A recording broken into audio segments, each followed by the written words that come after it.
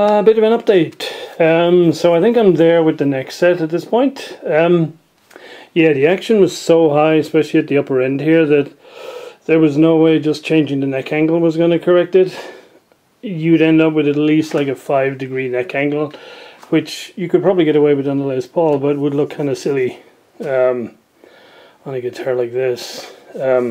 So what I did is I reduced the depth of the neck pocket, so I raised the board up about 3 mil, and then I put a it's probably a less than 2-degree neck angle, so that the action it's a little bit higher up at this end than it is down here, but I have room to lower the bridge and I can tweak the truss rod and stuff, so I'm pretty sure I'll get it exactly the way I want it.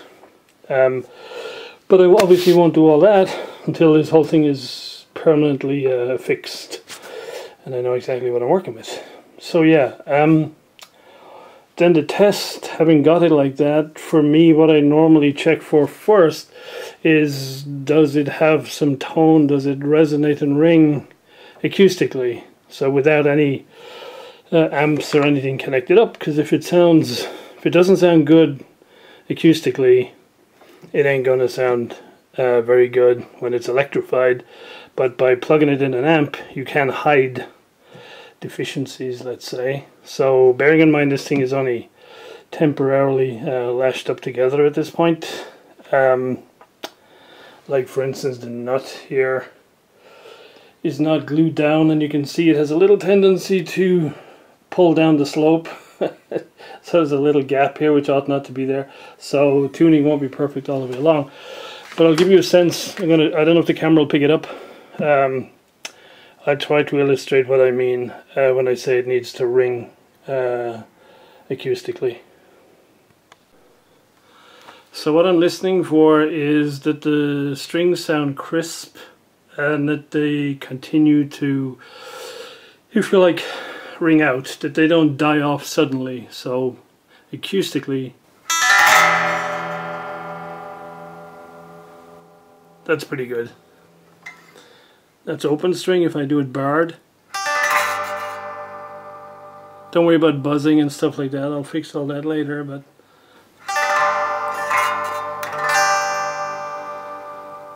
so yep, I'm pretty happy with that.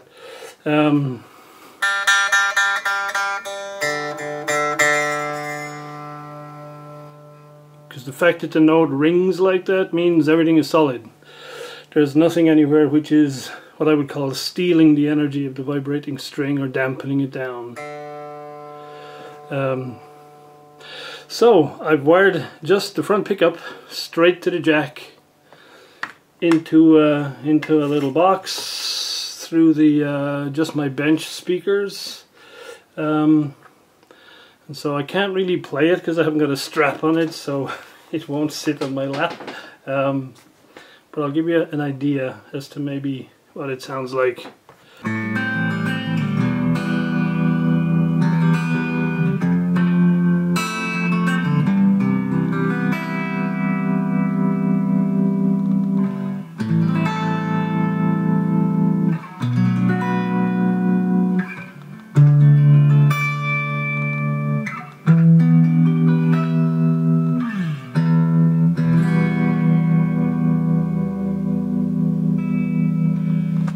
So I'd say we have a playable instrument out of this, guys. Still a lot to do.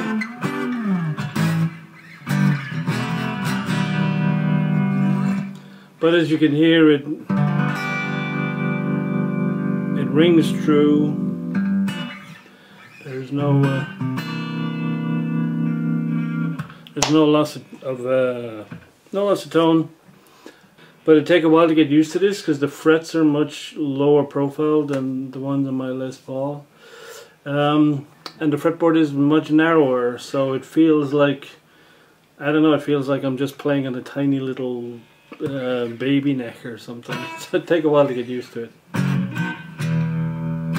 But I think we have, as I say, I'm pleased with the results so far. So yeah, we'll keep going.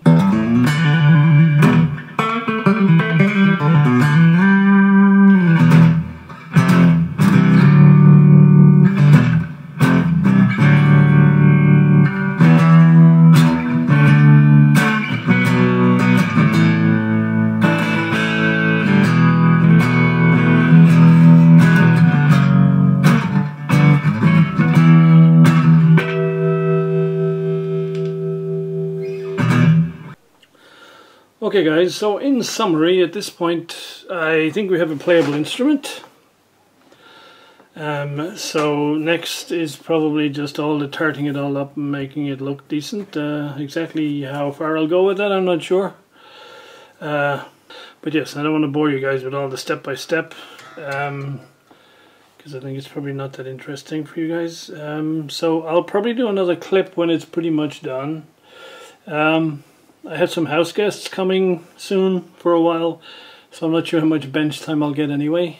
So yeah, it might be a little while before the next clip, but yeah, I'm pretty pleased. We got to the point where this neck is back in action. It's very different from the neck. It's kind of hard to believe that I played this neck for years, but now I haven't played it for years, so I've got to learn all over again, because it's quite different from the Les Paul one I put together. So more to come a bit later.